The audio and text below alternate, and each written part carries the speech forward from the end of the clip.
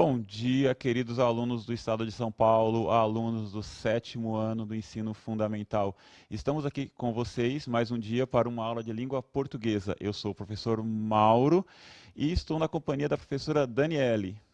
Bom dia, pessoal. Eu espero que vocês aproveitem e curtam bastante a aula de hoje. Nós temos muitas atividades programadas para vocês nesse próximo minuto, nos próximos 40 minutinhos nós estamos aqui organizados para deixar vocês bem ocupados, tá? E trabalhando bastante para organizar os seus conhecimentos durante esse período de quarentena.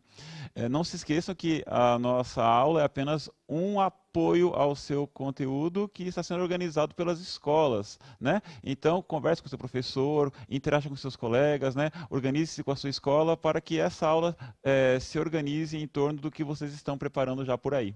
Não é mesmo, professora? Então, vamos começar na tela o slide. Estratégias de leitura, comportamento leitor e capacidade de leitura. Esta é o tema da nossa aula de hoje.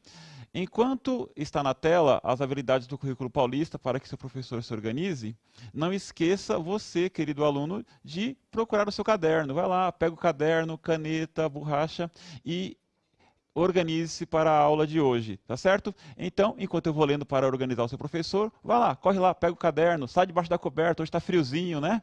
Vai lá e pega o seu caderno. Vamos lá. Habilidade do currículo paulista para o seu professor. Ler e compreender textos selecionando procedimentos e estratégias de leitura adequados a diferentes objetivos. Levando em conta características dos gêneros e suportes como romances infanto-juvenis, contos populares, contos de terror, lendas brasileiras, indígenas e africanas, poemas, entre outros. Expressar-se-á, assim, uma avaliação sobre o texto lido, estabelecendo-se preferências por gênero, temas e autores. Este, então, é o nosso tema de hoje, as nossas habilidades de hoje. Tudo certo, professora? Mauro, lembrando só que os alunos também estão familiarizados com o tema habilidades, né? Isto. Então, além do professor também se organizar, o aluno também recebeu lá o material dele. Quem não recebeu, logo receberão, né? E aí dá uma olhadinha, porque você tem o quadro das habilidades que serão trabalhadas, para vocês também irem se achando ali naquele meio, né? Perfeito. Hoje, por exemplo, esta habilidade envolverá o trabalho com o tema crônica, né? Vamos trabalhar com crônicas. Então, o que seria uma crônica, né? Uma crônica é um texto geralmente curto, apresentado em jornais, blogs, um texto que apresenta geralmente os fatos retirados do cotidiano, de nossas práticas sociais e pode ser encontrado em jornais, revistas, textos impressos, né? Ou em blogs, revistas eletrônicas, por exemplo. Então, uma crônica geralmente é um texto retirado do cotidiano, que envolve um pouco de crítica, humor, né, professora? Sim, inclusive hoje em dia eles utilizam muitos meios pelas redes sociais, né? Também para expor suas crônicas. Exato, uma coisa muito legal. Olha só, slide na tela. Para pensar, por falar nisso, você sabe qual é a origem da palavra crônica? Uma dica. A palavra crônica está ligada ao deus Cronos da mitologia grega. Tá vendo a ampulheta ali na tela? Tem lá a ampulheta. É um instrumento bem antigo usado para marcar tempo, né? Então, vamos fazer o seguinte. Vamos deixar uma pergunta para ser respondida ao longo da aula. Então, anota aí no seu caderninho. A pergunta é: o que Cronos tem a ver com uma ampulheta? Então, qual a relação entre Cronos e uma ampulheta? No final da aula, a professora Daniele não esquece de me lembrar para conferir essa resposta, né? Pode deixar. Inclusive, eu acho que a gente podia abrir o chat para perguntar se eles conhecem alguma crônica, né? Se eles sabem realmente o que que é uma crônica, se eles estão trabalhando com isso já, de repente. O que que você Então, acha, professor pode Mauro? ser. Então vamos abrir o chat e pergunta para vocês, alunos do sétimo ano. Vocês conhecem alguma crônica? Vocês já entraram em contato com algum texto desse tipo? Conhecem algum escritor que compôs alguma crônica? Então, por favor, vocês têm um minutinho para interagir com a gente e a gente volta para poder conversar com vocês.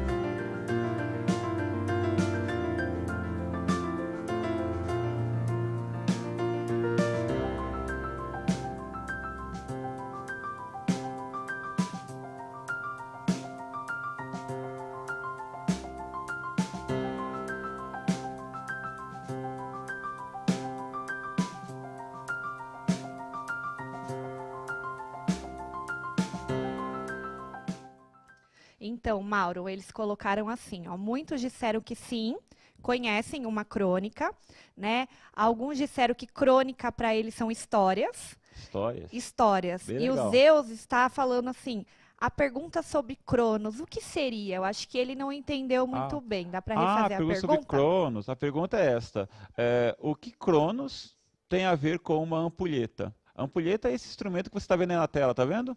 Então, mas fiquem tranquilos que ampulheta, não esqueça, ampulheta é um instrumento antigo para marcar tempo, né? Aquele instrumento que tem uma areia dentro, né? Ele é com vidro, organizado dessa forma. Tá no A gente canto vira, direito da né? tela também, né, para quem Isso, tá tá com ali no dúvida. cantinho, tá ali no cantinho. A gente vira ele e aí você tem um minuto de tempo, 30 minutos, dependendo do tamanho da ampulheta e quanto areia tem dentro, né? Vamos lá então. Essa pergunta será respondida no final da aula. Vamos dar sequência? Então, vamos lá. As crônicas são textos narrativos curtos que retratam fatos cotidianos com uma leve pitada de humor e crítica, ou crítica também, né? No Brasil, temos várias crônicas. Suas obras podem ser encontradas em jornais, revistas, livros e blogs. Um exemplo é a crônica de Lima Barreto, né? Lima Barreto foi um dos principais cronistas do Rio de Janeiro do começo do século XX e final do século XIX. Então é sobre ele que vamos falar agora. Será que eles conhecem Lima Barreto? Será que Será? eles já leram alguma coisa de Lima Barreto? Porque o pessoal do ensino médio, Tá. provavelmente sim, né? Sim. Agora o 7º ano, será que seu professor já te familiarizou com ele? Sabe o que é interessante? Quando a gente fala de um escritor que escreveu textos no final do século XIX, começo do século XX, a gente pensa de assuntos ultrapassados, né, coisas antigas, quando na realidade não é bem isso. Então, antes de entrar nos textos dele, né, vamos conhecer um pouquinho de quem foi Lima Barreto? Afonso Henriques de Lima Barreto, esse era seu nome completo, nasceu em 13 de maio de 1881 e morreu no dia 1º de novembro de 1922. Nasceu, viveu e morreu no Rio de Janeiro. Em 1903, estava cursando engenharia na Escola Politécnica do Rio de Janeiro, mas teve de abandonar os estudos para cuidar de seus 3 irmãos mais jovens, devido ao falecimento do pai. Aos 7 anos, já havia perdido a mãe. Em 1904, passa a ser escriturário do Ministério da Guerra, após ter sido aprovado em concurso, permanecendo na função até a aposentadoria. Em 1905, começa a escrever no jornal Correio da Manhã. Em 1907, fundou a revista Floreal, que teve apenas 4 edições. Em 1909, publicou o romance Recordações do Escrivão Isaías Caminha. Em 1915, lançou sua obra-prima, Triste Fim de Policarpo Quaresma, em que faz uma descrição da vida política do Brasil após a proclamação da República, no dia 15 de novembro de 1889. Sua obra é vasta. Romances, sátiras, contos e crônicas. Escreveu para jornais, revistas populares ilustradas e periódicos anarquistas do início do século XX. Suas obras, com uma linguagem sem seguir os padrões gramaticais vigentes, mostram preocupação com os fatos históricos e com os costumes sociais, além de retratar a vida cotidiana das classes populares.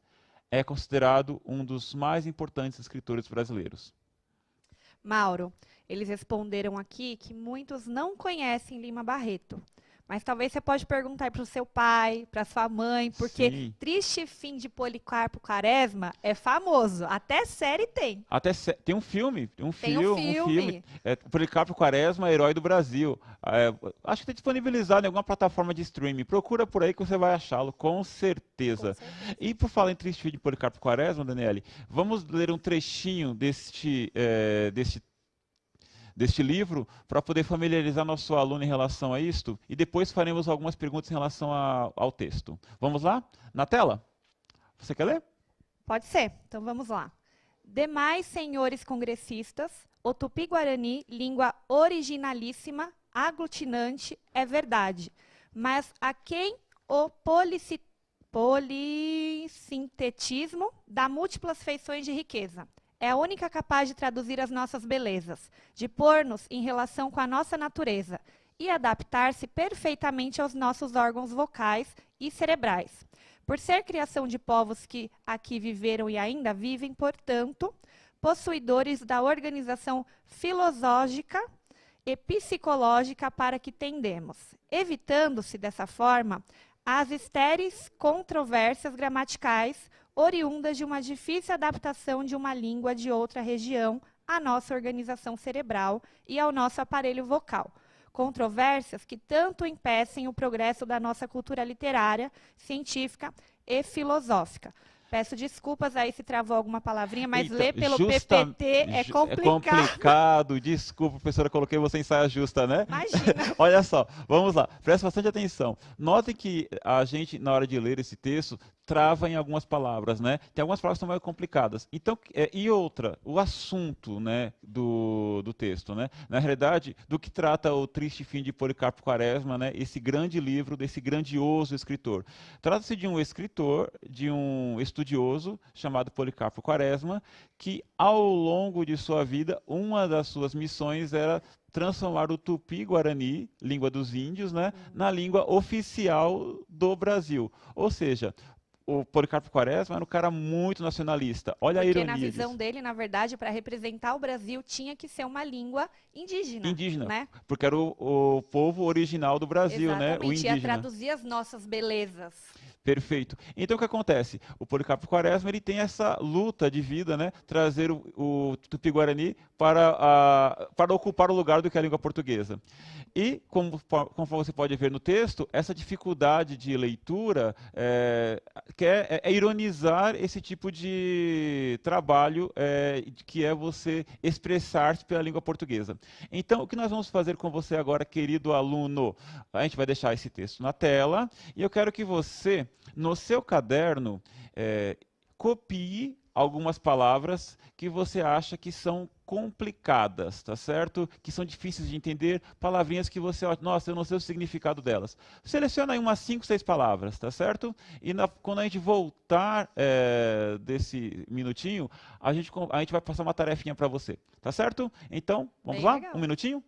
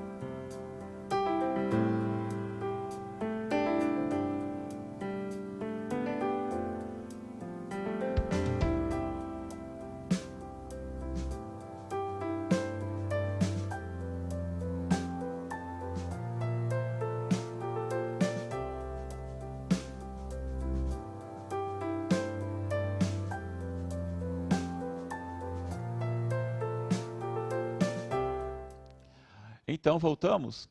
Quais palavras vocês colocaram aí?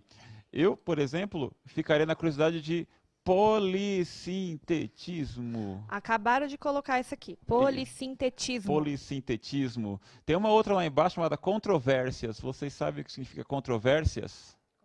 Controvérsias, né? E tem lá em cima, olha, congressistas. Múltiplas feições, é tranquilo, vamos lá, vai. Vou dar um crédito para vocês. Órgãos vocais, né? Fisiológica. Fisiológica é complicado. Então, olha só, o que você vai fazer agora? Essas 5, 6 palavrinhas que vocês marcaram no seu caderno, vai ficar para vocês pesquisarem o significado, né? E conversar com o seu professor e com os seus amigos, né? Quando voltarem às aulas. Tem mais uma aqui. Aglutinante. Aglutinante. É meio complicada mesmo. Essa resposta você não vai ter com a gente. Você procura no dicionário. Uma das estratégias de leitura é procurar palavras no dicionário. Dicionário, gente. De preferência o físico lá, que é mais legal. Se não tiver, utiliza lá o outro recurso que a gente conhece bem, né? Verdade. Então é isto. Converse com seus amigos e vejam as diversas definições que eles encontraram para essas palavras, tá certo? E depois, quando voltarem às aulas, converse, apresente, né, as palavras para o seu professor. Então, vamos dar sequência à nossa aula. Vamos, na sequência, ler uma crônica do Lima Barreto com o título As Enchentes. As Enchentes. Peço que você preste bastante atenção, vou tentar ler para você de maneira bem calma e tranquila, tá certo? Notem na tela a imagem, né? Quando a gente fala de enchente, né? E vamos tentar tirar algumas conclusões e elaborar estratégias de leitura à medida que nós lemos esta crônica do Lima Barreto. As enchentes. As chuvaradas de verão, quase todos os anos, causam no nosso Rio de Janeiro inundações desastrosas. Além da suspensão total do tráfego, com uma prejudicial interrupção das comunicações entre os vários pontos da cidade, essas inundações causam desastres pessoais lamentáveis, muitas perdas de haveres e destruição de imóveis. Há muito que a nossa engenharia municipal se devia ter compenetrado do dever de evitar tais acidentes urbanos. Uma arte tão ousada e quase tão perfeita como é a engenharia não deve julgar irresolvível tão simples problema. O Rio de Janeiro, da avenida, dos squares, dos freios elétricos, não pode estar à mercê de chuvaradas mais ou menos violentas para viver a sua vida integral. Como está acontecendo atualmente, ele é função da chuva. Uma vergonha. Não sei nada de engenharia, mas pelo que dizem os entendidos, o problema não é tão difícil de resolver como parece fazerem constar os engenheiros municipais, procrastinando a solução da questão. O prefeito Passos, que tanto se interessou pelo embelezamento da cidade, descurou completamente de solucionar esse defeito do nosso rio. Cidade cercada de montanhas e entre montanhas, que recebe violentamente grandes precipitações atmosféricas. O seu principal defeito a vencer era esse acidente das inundações. Infelizmente, porém, nos preocupamos muito com os aspectos externos, com as fachadas, e não com o que há de essencial nos problemas da nossa vida urbana, econômica, financeira e social. Texto do Lima Barreto. Se atenta aí para a data, Mauro, 17 de janeiro de 1915. Um texto falando sobre enchente no Rio de Janeiro, datado de 1915. Eu não acredito que ele seja ultrapassado, tá certo? Então, notem também que no texto lido, algumas dificuldades aconteceram da compreensão, é natural, porque algumas palavras eram muito mais utilizadas no período de 1915, né, no começo do século XX, do que são agora. Por isso que nós temos que fazer aquele mesmo exercício que fizemos com a procura das palavras nos dicionários. Então você vai lá depois, né, com mais calma, e procure o significado de algumas palavras. Por exemplo, ele usou a palavra squares. Squares, né? Na realidade, essa palavra ela é do inglês e ela significa praças, né? Provavelmente naquele período as pessoas usavam a palavra squares para se referirem a praças, né? Assim como a gente utiliza ok hoje em dia para tudo. Exatamente, ok, né? Então, alguma outra gíria, né? Pode algum dar termo, play né? aí. Pode dar play, né? Deletar, né? Deletar. Muitas palavras que a gente pegou emprestado do inglês aí e utiliza. Então, vamos no chat. As chuvaradas de verão, quase todos os anos, causam no nosso Rio de Janeiro inundações desastrosas. Agora reflita. Vamos deixar um minutinho no chat para você refletir e escreva no seu caderno a sua resposta, tá certo? Um minutinho acho que é suficiente, né? Eu acho que precisa um pouquinho mais. Um pouquinho mais? Acho que 2 minutinhos. 2 minutos? Porque eles vão ter que falar de alguma diferença se é no dia de hoje ou de antigamente. Perfeito, então. E também, após escrever no caderno, nós queremos interação para quem está no aplicativo, ó, aqui embaixo, ó, no chat. Então, escreva a resposta no seu caderno e compartilhe com a gente aqui. Estamos curiosos, ávidos pela sua resposta. A pergunta é: o texto foi escrito em 1915. Há muita diferença do que ocorreu lá com o que está ocorre hoje em dia? Do Rio de Janeiro para o que ocorre hoje, não só no Rio, né? São Paulo, Belo Horizonte, né? E bem agora que vai começar a época de chuva, né? Perfeito. Dá pra gente até tirar da memória aí, porque faz um tempinho que não chove aqui em São Paulo, mas em outros estados está chovendo bastante. Eu lembro de umas últimas chuvas no mês de fevereiro, janeiro, que foram complicadas para São Paulo, Belo Horizonte. Em São Paulo né? teve até um dia que nós não fomos trabalhar, né? Que parou tudo. Perfeito. Então vamos lá, sua resposta no caderno e compartilha com a gente.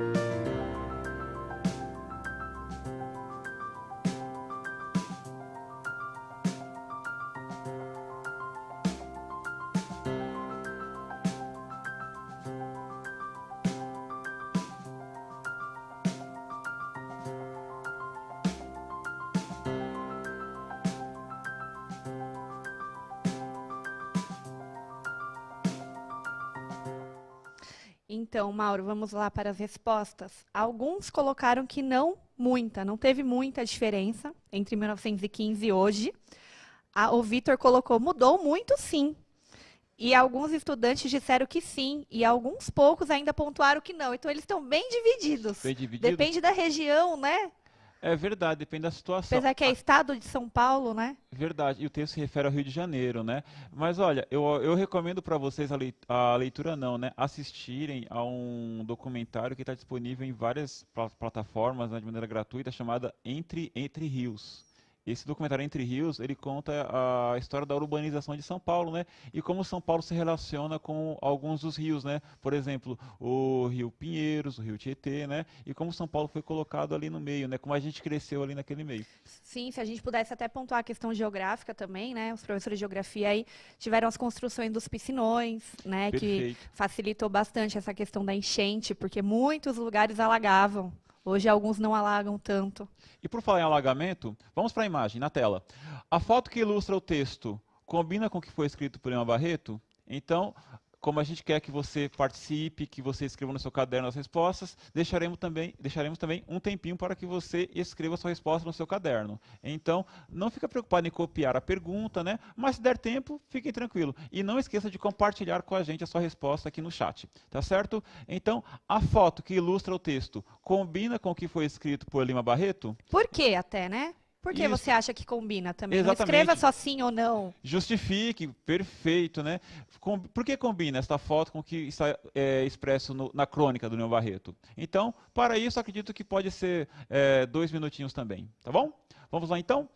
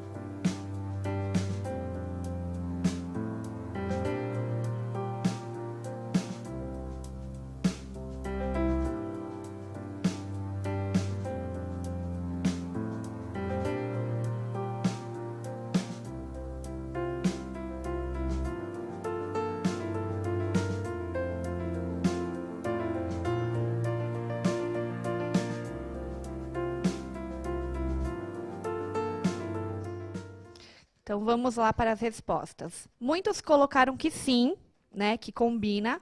Alguns colocaram por conta das enchentes, por causa das enchentes, que mostra alagamento, né, e alagamento e enchente são sinônimos.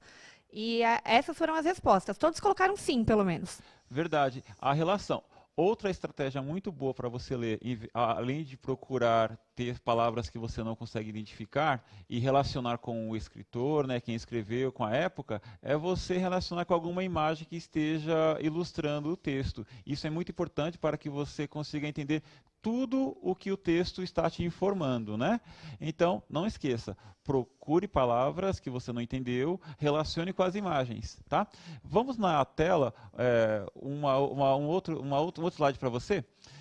Pelo texto, o autor julga a cidade preparada para receber a quantidade de chuva que cai no verão. Quais elementos do trecho abaixo podem justificar a resposta? Então, olha só. Não sei nada de engenharia, mas, pelo que me dizem os entendidos, o problema não é tão difícil de resolver como parece fazerem constar os engenheiros municipais, procrastinando a solução da questão. Procrastinar, gente, significa adiar. Então, ele está falando aqui que os engenheiros estão adiando a solução. Os engenheiros não estão respondendo à altura do problema. Eles estão adiando. E é verdade. Ou deixando em segundo plano, né? Perfeito. Porque o que acontece? As questões das enchentes aconteciam em 1915 e continuam acontecendo em 2020. De volta na tela, o prefeito Passos, que tanto se interessou pelo embelezamento da cidade, descurou completamente de solucionar esse defeito do nosso rio. Cidade cercada de montanhas e entre montanhas, né? Que recebe violentamente grandes precipitações atmosféricas. O seu principal defeito a vencer era esse acidente das inundações. Infelizmente, porém, nos preocupamos muito com os aspectos externos, com as fachadas e não com o que há de essencial nos problemas da nossa cidade, da nossa vida urbana, econômica, financeira e social. Note que nós grifamos embelezamento da cidade por ser um dos principais ataques do Lima Barreto ao que estão se preocupando e não ao verdadeiro problema que são as enchentes. Eles querem embelezar, deixar a cidade bonita em vez de plantar cuidar. árvores em volta do rio Tietê. De repente, ao invés de cuidar do problema real, né? Uma notícia...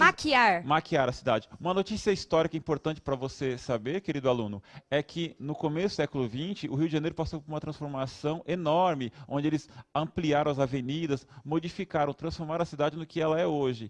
O Lima Barreto chama isso de embelezar a cidade e não se preocupar de fato com o verdadeiro problema.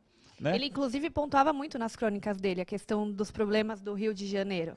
Né? Ele cita ali, ó, cidade cercada de montanhas e entre montanhas. E não só ele, se a gente for pensar até nos compositores que falam que como a cidade é bela, mas se a gente for analisar e fazer as inferências, tem uma crítica social e política também por trás. Perfeito. E olha outro ponto ali, grifado em verde, ele fala, recebe violentamente grandes precipitações atmosféricas. Por que eu chamo sua atenção nisso? Porque ele não fala recebe muitas chuvas, ele fala recebe grandes precipitações atmosféricas. Então é necessário conhecer bastante vocabulário, né, para você poder entender. Ele não fala chuva, ele fala precipitações atmosféricas. Então, resumindo, em uma crônica podemos observar quem produziu, qual foi seu objetivo, quando foi produzida, onde foi publicada e divulgada e quem é o público potencial.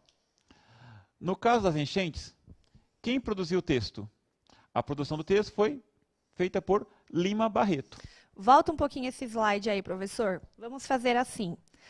Que tal a gente perguntar, e aí eles vão respondendo no chat, aí depois a gente coloca o slide com a resposta. Perfeito. Pode ser? Pode então ser. Volta o anterior. Aí, vamos deixar aí. Beleza. E aí a gente vamos lá, faz então. a pergunta. Muito obrigado. Né? E aí eles respondem e a gente coloca na tela. Então vamos lá então. Responda para nós. Quem produziu esse texto? Qual foi o objetivo desse texto que nós lemos? Quando foi produzida? Onde foi publicada e divulgada? E quem é o público potencial da crônica As Enchentes de Lima Barreto? Então, por favor. Acho que dá até para deixar uns 3 minutos. 3 minutos? Porque depois é só isso que falta, né? Ou 2 minutos, o que o senhor achar melhor. 3 minutos. 3 minutos então. Vamos lá então?